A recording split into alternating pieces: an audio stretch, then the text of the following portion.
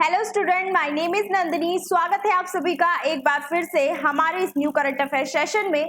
आज के सेशन में हम बात करेंगे ऐसे दो व्यक्तियों की जो देश को तोड़ना चाहते हैं, लेकिन फिर भी संसद में उन लोगों को शपथ दिलाई गई है ना। वे व्यक्ति जो आतंकवाद और खालिस्तान का समर्थन करते हैं, वो कैसे संसद के सदस्य बन गए, कैसे उन्होंने शपथ ले ली, इन्हीं सारी बातों पर आज के सेशन में हम चर्चा करेंगे। उससे पहले मेरी आपसे एक छोटी सी रिक्वेस्ट है, अगर आप मेरे चैनल पर नए हैं तो चैनल को सब्सक्राइब कर लीजिए और वीडियो को लाइक कर दीजिए, क्योंकि जितने लोग भी मेरी वीडियोस देखते हैं उसमें से केवल 5% लोग ही हमारे चैनल को सब्सक्राइब करते हैं। ठीक है, तो आगे बढ़ते हैं।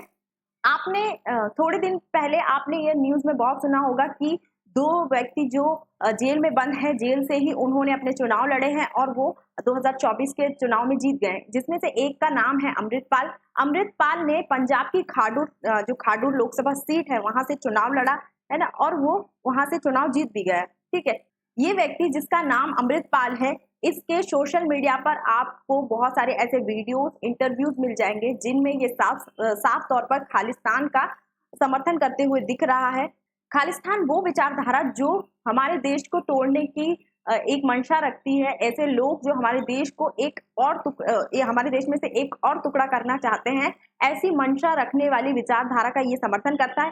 साथ ही आपको ये कहते हुए दिख जाएगा कि इसे हमारे संविधान में, हमारे कॉन्स्टिट्यूशन में विश्वास नहीं है, क्योंकि हमारा कॉन्स्टिट्यूशन जो है वो सिख धर्म को अलग से कोई पहचान नहीं देता, उसे हिंदू धर्म के अंदर ही काउंट करता है, ऐसा कहना है इस व्यक्ति का। ठीक है, खालिस्तान के समर्थन के गंभीर आरोप के बावजूद इस पर एक और आरोप है कि इसका संबंध पाकिस्तान की खुफिया एजेंसी आईएसआई के साथ भी है ना। जो पाकिस्तान की खुफिया एजेंसी है उसके साथ भी इसके संबंध हैं, ऐसा आरोप इस पर लगा है।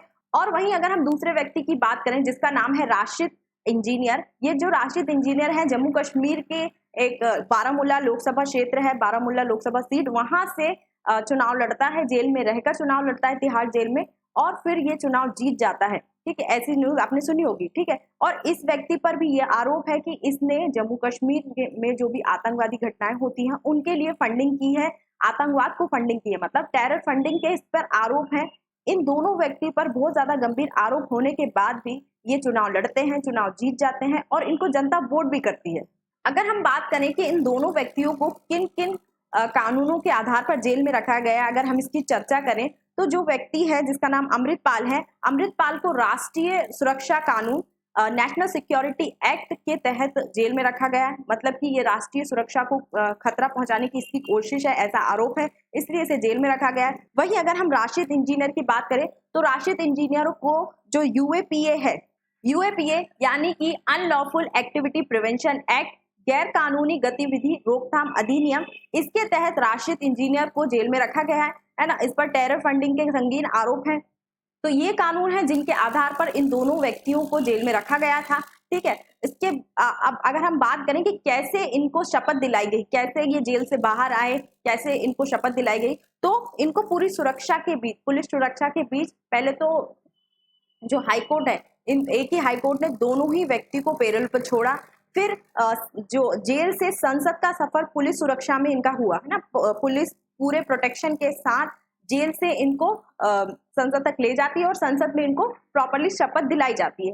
पर इनकी शपथ लेने से एक क्वेश्चन जरूर उठता है, जब ये व्यक्ति हमारे संविधान में विश्वास ही नहीं रखते, जैसे कि जो अमृतपाल है वो एक खालिस्तान समर्थक है, मतलब खालिस्तान क्षेत्र चाहते हैं, एक अलग देश जिसका नाम खालिस्तान हो, ऐसी विचारधारा वो रखते हैं। वहीं जो राशिद इंजीनियर है वो जम्मू कश्मीर को भारत का हिस्सा नहीं मानते, उसे एक अलग देश मानते हैं। तो इसका मतलब कि वो हमारे जो देश का संविधान है उस पर विश्वास नहीं रखते, उसकी एकता अखंडता पर विश्वास नहीं रखते। तो वो किस आधार पर हमारे संविधान की शपथ ले रहे हैं, पद की गोपनीयता की शपथ ले रहे हैं?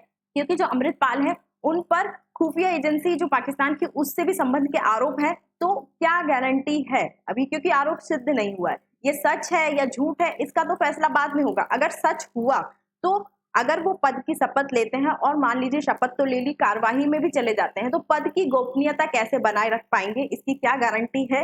आपकी क्या राय है हमें कमेंट में जरूर लिखकर बताएं। ठीक है, और एक और क्वेश्चन उठता है, ऐसी जो सिचुएशन आई है हमारे सामने, क्योंकि हमारा जो लोकतंत्र है दुनिया का सबसे बड़ा लोकतंत्र है, और ऐसी सिचुएशन हमारे सामने आई है कि जो हमारे कुछ क्षेत्र के जो जनता है उनका प्रतिनिधित्व ऐसे लोगों के हाथ में है जो आतंकवाद और खालिस्तान का समर्थन करते हैं।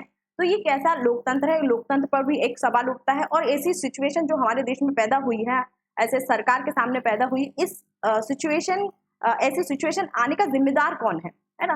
क्या चुनाव आयोग है जिसने इनकी पात्रता या फिर इनका रजिस्ट्रेशन रद्द नहीं किया? वैसे तो हर किसी का रजिस्ट्रेशन हमारे देश में कुछ ना कुछ गलती निकाल कर रद्द कर दिया जाता है, तो इनका रजिस्ट्रेशन वहीं क्यों रद्द नहीं कर दिया ताकि बात आगे ना बढ़े? ठीक है, एक क्वेश्चन ये भी है। या फिर वो जनता जिम्मेदार है जिन्होंने ये जानने के बाद कि ये दोनों व्यक्ति जेल में हैं, उसके बाद भी इनको वोट देते हैं, क्या वो जनता जिम्मेदार है? या फिर हमारी व्यवस्था जो इनको पुलिस प्रोटेक्शन में ले जाकर, है ना, पुलिस प्रोटेक्शन में ले जाकर ऐसी व्यवस्था करती है कि ये लोग प्रॉपर शपथ ले पाए? या फिर ये दोनों व्यक्ति जिम्मेदार हैं? कौन जिम्मेदार है? ऐसी इस पर भी अपनी राय कमेंट में जरूर लिखें। हमारे सामने ये भी क्वेश्चन उठता है कि ऐसे दो व्यक्ति जो जेल में बंद है उन्होंने कैसे चुनाव लड़ लिया और वो कैसे चुनाव जीत गए?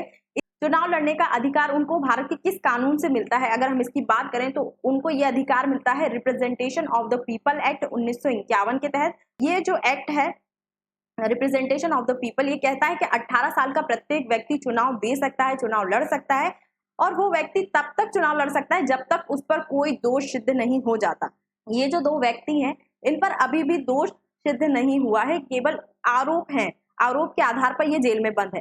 ठीक है, तो एक क्वेश्चन ये भी उठता है कि हमारी व्यवस्था क्यों जल्द से जल्द इसका कोई कंक्लूजन नहीं निकालती है, निष्कर्ष नहीं निकाल रही है ना? न्यायपालिका क्यों जल्द से जल्द कार्रवाई नहीं कर रही है ताकि इनका जो केस है ना, उसमें कोई कंक्लूजन पे पहुंचा जाए? अगर ये आरोपी नहीं है तो इनको छोड़ दिया जाए, लेकिन अगर ये आरोपी हैं तो ये बहुत ज्यादा गंभीर बात है। और सोशल मीडिया पे आपको बहुत सारी ऐसी अनगिनत वीडियो मिल जाएंगी जिनमें इसका सबूत भी आपको मिल जाएगा। ठीक है, तो अगर ये दोषी हैं तो भी बहुत ज्यादा गंभीर बात है हमारे देश के लिए, हमारे देश की सुरक्षा के लिए, उसकी अखंडता के लिए।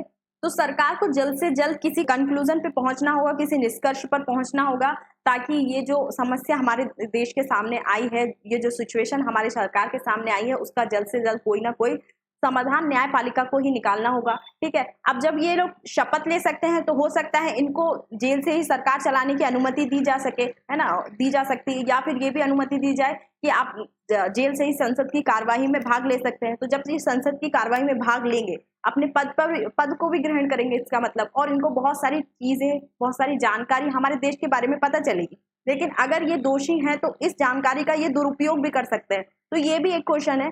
तो जल्द से जल्द न्यायपालिका या फिर सरकार को कोई कदम उठाना चाहिए, है ना, इससे संबंधित कोई कंक्लूजन पर पहुंचना चाहिए। हमारे देश में दुनिया का सबसे बड़ा लोकतंत्र है और उसकी गरिमा पर, उस पर कोई कलंक नहीं लगना चाहिए। और जल्द से जल्द न्यायपालिका को कोई कार्यवाही कर अगर ये दोषी सिद्ध होते हैं तो इनकी सदस्यता रद्द कर देनी चाहिए। ठीक है, वैसे तो अगर ये दोषी सिद्ध हो जाते हैं तो भी इनकी सदस्यता रद्द हो जाएगी, लेकिन अगर हम बात करें कि और कैसे इनकी सदस्यता रद्द हो सकती है, तो अगर ये 60 दिन तक संसद की कार्रवाई से अब्सेंट रहते हैं, है ना, उसमें उपस्थित नहीं हो पाते हैं, तो भी इनकी सदस्यता रद्द हो जाएगी। लेकिन ऐसा भी हो सकता है कि जिस प्रकार से ये पेरोल पर बाहर आकर शपथ लेते हैं, उसी प्रकार पेरोल पर आकर ये संसद की कार्रवाई में भाग भी ले सकते हैं, ऐसा भी हो सकता है।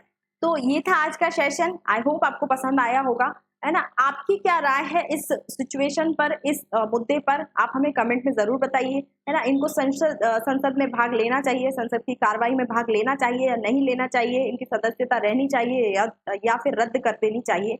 आपकी क्या राय है कमेंट में लिखकर जरूर बताएं। और ऐसी ही नई नई वीडियोस देखने के लिए आप मेरे चैनल को सब्सक्राइब कर सकते हैं और वीडियो को लाइक करना ना भूलें। ठीक है, और इससे संबंधित जो भी नोट्स PDF आपको चाहिए तो आप मेरे टेलीग्राम ग्रुप या व्हाट्सएप ग्रुप से जुड़ सकते हैं। Thank you.